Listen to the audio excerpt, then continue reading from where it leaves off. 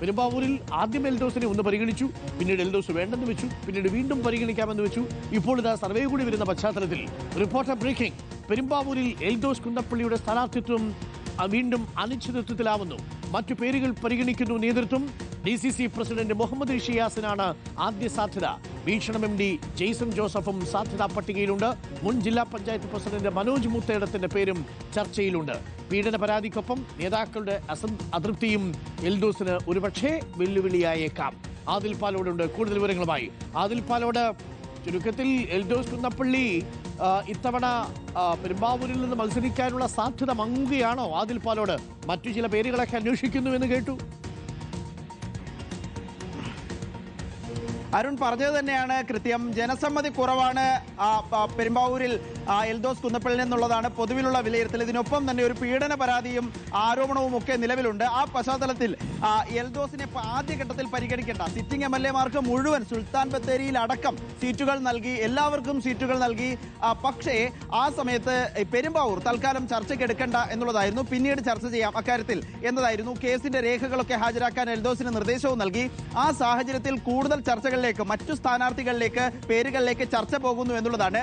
DCC president Muhammad ഷിയാസിന് ഒരു സാധ്യത അവിടെ കൽപ്പിക്കുന്നുണ്ട്.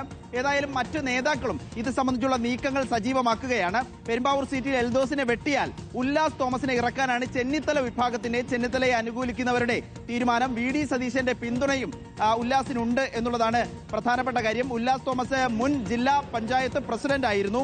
യാക്കോബായ വിഭാഗത്തിൽ നിന്ന് തന്നെയുള്ള നേതാവാണ്. ഇപ്പോഴുള്ള എൽദോസും യാക്കോബായ വിഭാഗത്തിലാണ്. അപ്പോൾ വേറെ പ്രശ്നങ്ങൾ ഉണ്ടാകില്ല എന്നുള്ളതാണ് ഒരു പക്ഷം. മറുഭാഗത്താകട്ടെ പെരുമ്പാവൂർ സീറ്റ് വേണമെന്നുള്ളതാണ് എറണാകുളം അങ്കമാലി അതിരൂപതയുടെ ആവശ്യമായി വന്നു എന്ന വാർത്ത വരുന്നത്. പാസ്റ്റർ കൗൺസിൽ അംഗമായ മനോജ് മുത്തേടന് സീറ്റ് നൽകണം എന്നുള്ളതാണ് സഭയുടെ ആവശ്യം. ആർച്ച് ബിഷപ്പ് ഹൈക്കമാൻഡിന് കത്ത് നൽകി എന്ന റിപ്പോർട്ടും പുറത്തു വരുന്നുണ്ട്. ഇരുപത്തിൽ 2 നേതാക്കൾക്കായി ഇപ്പോഴേ ചരടുവലി തുടങ്ങി. ഒപ്പം തന്നെ മുഹമ്മദ് ഷിയാസിന്റെ പേരും പറഞ്ഞു കേൾക്കുകയാണ്. കോൺഗ്രസ് കയ്യിൽ വെച്ചിരിക്കുന്ന വലിയ ഇടത് തരംഗമുണ്ടായപ്പോഴും കൈയൊഴിഞ്ഞു പോകാത്ത സീറ്റാണ് പെരുമ്പാവൂർ. അതുകൊണ്ട് തന്നെ ആ സീറ്റ് കൈപ്പിടിയിൽ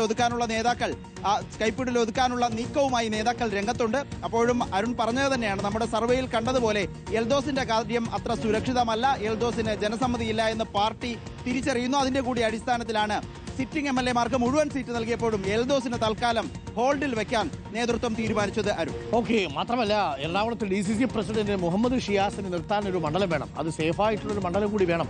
അപ്പോൾ നിലവിൽ എൽദോസ് കുന്നപ്പള്ളിക്ക മണ്ഡലത്തിലുണ്ടാവുന്ന ഒരു ജനകീയത, അതിനൊരു സംശയമുണ്ട്.